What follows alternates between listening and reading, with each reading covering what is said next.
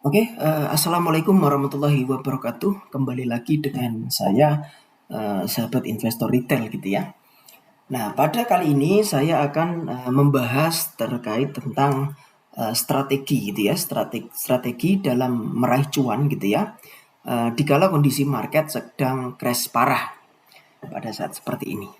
Nah, sebelum kita bahas gitu ya, strateginya apa gitu. Nah, mari kita lihat IHSG per hari ini ya. IHSG. IHSG per hari ini nih menurut saya sangat-sangat memprihatinkan sekali gitu ya. Karena memang perang masih berlanjut gitu ya. Kemudian saham-saham Indonesia juga sedang rontok gitu ya, apalagi kena kasus kemarin MSCI gitu ya. Terus lanjut perang gitu ya. Jadi memang IHSG dari dari all time high-nya waktu itu mencapai 9.000 ya, mencapai 9.000. Sekarang koreksi terlalu dalam sekali dari 9.000, nah sekarang menuju ke 7.000 gitu ya. Jadi kurang lebih koreksinya 2.000 gitu ya IHSG per hari ini. Nah, tapi ini merupakan kondisi market Indonesia gitu ya. Secara nyata itu kondisinya ya IHSG di 6.500-an sampai 7.000 gitu ya. Kalau kemarin sampai 9.000 itu karena saham gorengan yang naik gitu ya.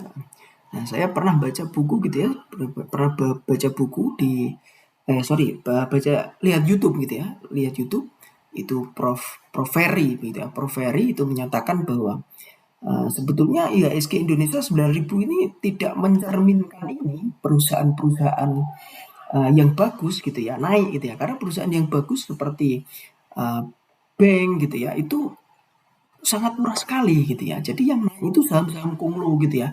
Nah, sekarang saham konglo ini pada hancur gitu ya. Makanya ini kondisi IHSG Indonesia sekarang itu sekitar 7.000. Jadi kalau yang kemarin tuh 9.000 sudah sampai mungkin ada yang bilang mau 10.000, itu saham-saham gorengan yang menopang gitu ya.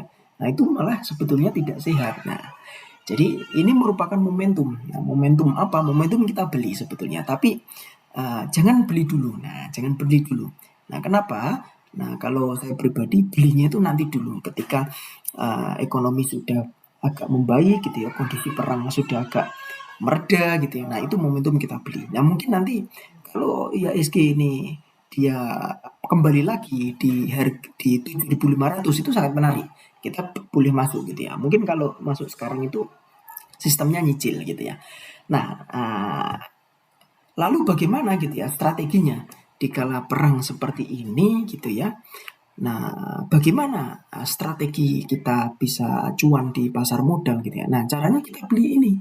Kita beli saham-saham dengan saham yang bagus seperti saham banking. Yaitu kita strategi namanya dividend hunter gitu. Nah, saya pribadi saya sudah masuk di BBNI gitu ya. Di BBNI itu saya sudah nyicil gitu ya, sudah nyicil di bulan Maret gitu ya, Maret pada saat BBNI ini sebelum RUPS itu saya sudah masuk gitu ya, sudah masuk di BBNI. Jadi untuk dividen hunter itu kalau bisa mulai nyicil, sistem nyicil itu hamin 1 bulan sebelum diselenggarakan RUPS.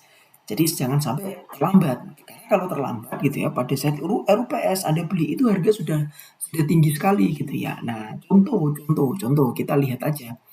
Nah, ini Bank BNI. Nah, Bank BNI ini kemarin gitu ya, kemarin ini RUPS. Nah, RUPS setelah kumdet ini pasti dia turun. Nah, turun tapi turunnya ini sudah terlalu dalam sekali. Jadi hampir 15%.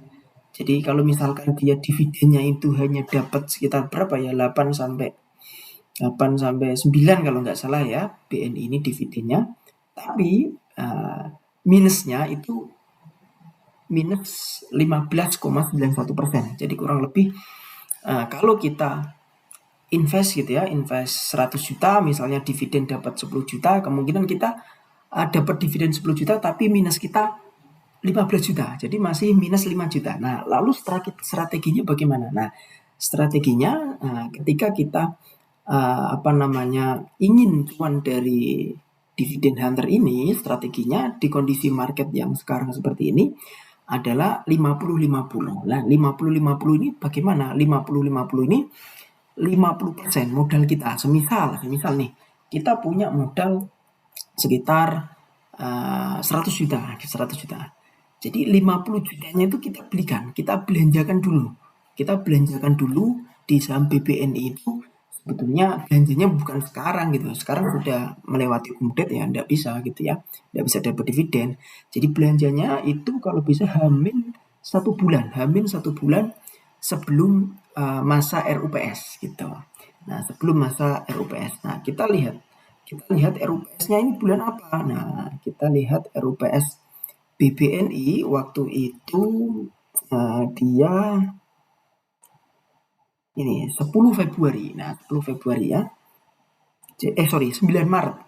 Ya, jadi RUPS 9 Maret ya. Kalau bisa itu sebelum 9 Maret itu kita sudah nyicil dengan modal 50 juta kita tadi. Kita sistem nyicil gitu ya. Jadi kalau misalkan kita belanja itu di bulan Maret gitu ya, bulan Maret ini ya, 9 Maret ya. Nah, 9 Maret. Nah, kita sebenarnya sudah cuan waktu itu. Kita jual pada saat kumdet aja kita sudah untung. Kalau kita tidak mengharapkan dividen, hanya capital gain ya, itu sudah untung, pasti untung. Anti rugi kalau strategi ini ya. Saya sudah menjalani bertahun-tahun gitu ya. Nah, tapi kalau kita mengharapkan dividen tadi dengan cara 50-50 gitu ya. Jadi 50 jutanya kita belanjakan di sini, toh. Nah, nanti ketika dia kumdet atau pas ex-date pasti dia akan turun. Nah, turun setara dengan dividen atau lebih. Nah, kalau lebih seperti sekarang, nah ini lebih nih. Dividen misalnya kita dapat 10% tapi ini minusnya 15% gitu ya. Jadi momentum kita beli adalah sekarang. Ini harga diskon Bank BNI gitu ya. Kita belanjakan. Nah, biasanya nanti menjelang payment date gitu ya, 7 April ya. 7 April kalau kondisi market sedang baik ya, maksudnya IHSG hijau gitu ya, peperangan sudah agak mereda. Saya yakin nanti di tanggal 7 April ini pada saat payment date itu dia akan naik. Itu akan naik. Jadi momentum kita beli ya sekarang. Sekarang kita beli. Jadi besok Senin, besok tanggal 6 itu kalau bisa Anda beli. Nah, beli posisi nyicil karena minusnya ini melebihi dari dividen yang diberikan gitu ya. Dividennya misalnya 10% tapi minusnya 15%, kita beli aja gitu. Gitu. Jadi makanya tadi 50 juta kita belanjakan untuk dapat dividen, 50 jutanya kita belanjakan lagi tapi dengan sistem nyicil gitu ya. Jadi tanggal 7 kita dapat dividen, kita belikan BNI. Nanti hari kita beli aja, kita beli lagi sampai nanti di portofolio saudara-saudara semua itu tidak minus. Nah, saya yakin ketika nanti kondisi market sedang baik gitu ya, nanti balik sedikit aja itu sudah tidak minus gitu ya, sudah tidak minus. Jadi misalkan 50 juta kita belanjakan di awal, dengan kita masih punya amunisi 50 juta gitu ya, baru aja minus sekitar 15% ini, saya kira baru menghabiskan 30 juta sisa gitu ya di 50 juta pertama, 50 juta yang untuk menembak yang kedua tadi. Saya kira itu tidak sampai 50 juta itu sudah bisa membalikkan supaya tidak minus. Nah, supaya tidak ketika nanti sudah tidak minus, kita jual aja. Jadi kita dapat untung hanya dividen saja gitu ya. Jadi misalkan kita punya tadi 50 juta, dividennya kan lumayan, dapat 5 juta. Nah, caranya nanti kalau sudah bisa keluar dari saham BBNI gitu ya, kita belanjakan apa gitu ya, nanti kita belanjakan BBRI. Nah, BBRI ini sangat menarik. Jadi saham Bank BRI ini sangat menarik. Jadi intinya kalau dividen hunter gitu ya, itu tuh saling bergantian gitu ya. Jadi untuk bulan-bulan April saat ini gitu ya, ini pembagian dividen perbankan. Jadi nanti bulan-bulan Juni gitu ya, Juni, Juli, Agustus itu saham-saham batubara seperti PTBA, Adaro, Hexa. Nah, itu sangat tinggi sekali gitu. Jadi caranya seperti itu kalau pengen dapat dividen hunter gitu ya. Dan enaknya kalau kita dividen hunter, yang kita beli itu perusahaan bagus. Seperti BBRI, Bank BNI, Bank Mandiri itu kan perusahaan bagus. Dengan market cap yang sangat besar sekali kan dibanding dengan saham Konglo. Kalau misal kita beli saham Konglo dengan 50 juta tadi, wah itu sangat berbahaya kalau sekarang ya. Kalau sekarang kondisi market seperti ini, saham Konglo sangat tidak menarik. Jadi kalau mau trading gitu ya, trading harian atau scalping gitu ya, saran saya untuk kondisi market sekarang itu yang sangat menarik itu adalah saham-saham perbankan gitu. Nah, ini bisa kita lihat ya. Jadi setelah main di BBNI gitu ya, main dividen di BBNI. Nah, kita nanti main di Bank BRI. Nah, kita lihat untuk RUPS-nya. RUPS ini masih 10 April gitu ya. Jadi sangat menarik sekali. Nah, biasanya kalau kita membeli yang paling bagus itu sebelum RUPS. Nah, BRI ini lumayan. Nah, Interim aja kemarin dapat dividennya itu sekitar 137 ya, 137. Jadi kemungkinan dividen yang kita dapatkan kalau kita lihat tahun lalu itu sekitar 208. Ya, kemungkinan kita dapatnya untuk dividen finalnya gitu ya, kemungkinan ya sekitar segitu ya, 208-an lah, 208, 210 kemungkinan. Tapi kan lumayan kan, harga Bank BRI ini sahamnya sangat turun sekali gitu ya kalau kita lihat gitu ya. Ini 3.320 ini sangat murah sekali. Kalau kata Lo Keng Hong itu Ferrari yang dijual di harga baje. Ini sangat diskon sekali.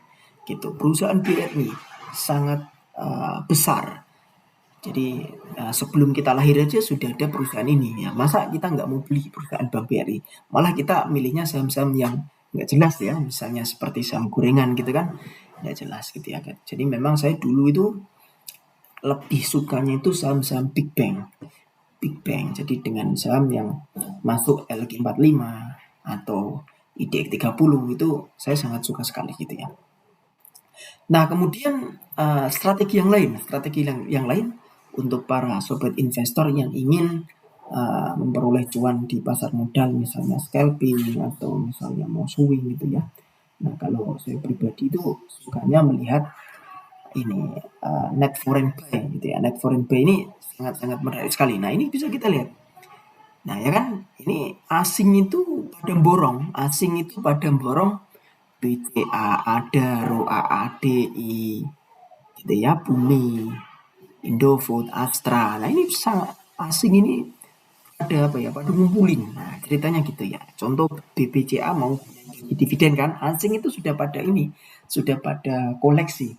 Karena nanti ketika payment date itu rata-rata yang saham yang membagikan dividen tinggi pada saat payment date itu dia naik. Entah itu naiknya 1%, 2%, 3%, pasti akan naik. Gitu.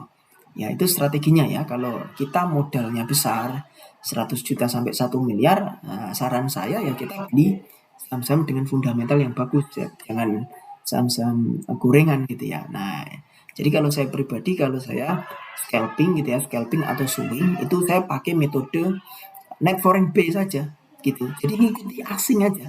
Jadi tidak perlu pakai metode teknikal atau metode apalah. Sebenarnya semua metode bagus. Di pasar modal itu semua metode bagus. Tapi kalau saya pribadi cukup melihat foreign aja.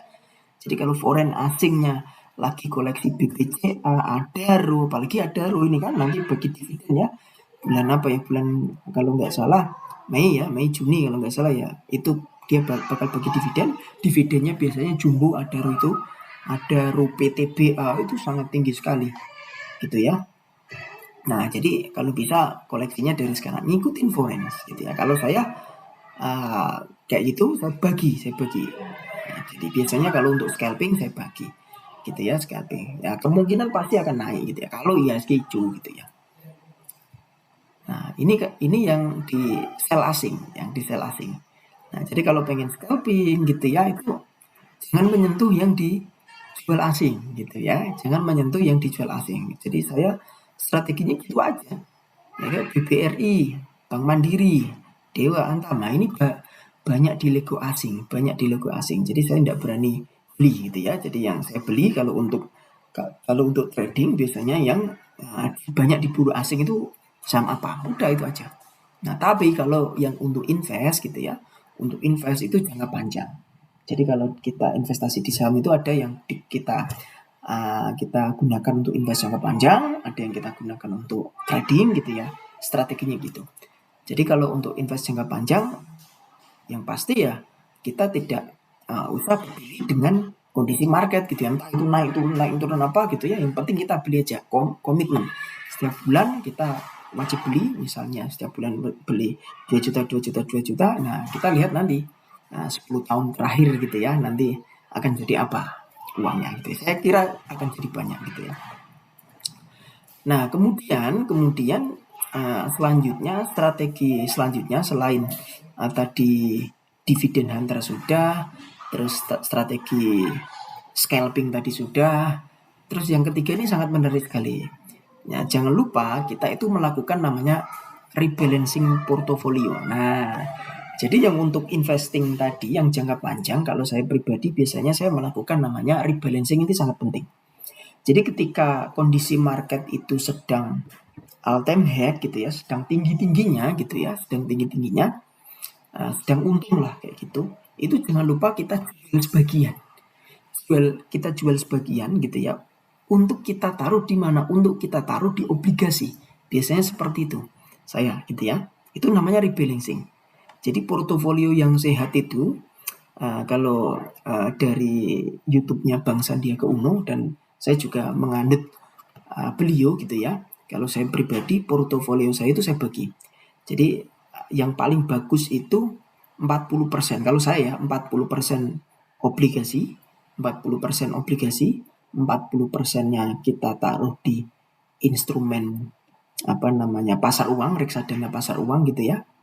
Terus atau kita namakan sebagai investasi yang konservatif gitu ya, konservatif itu yang seperti pasar uang gitu ya, konservatif. Terus moderate itu obligasi.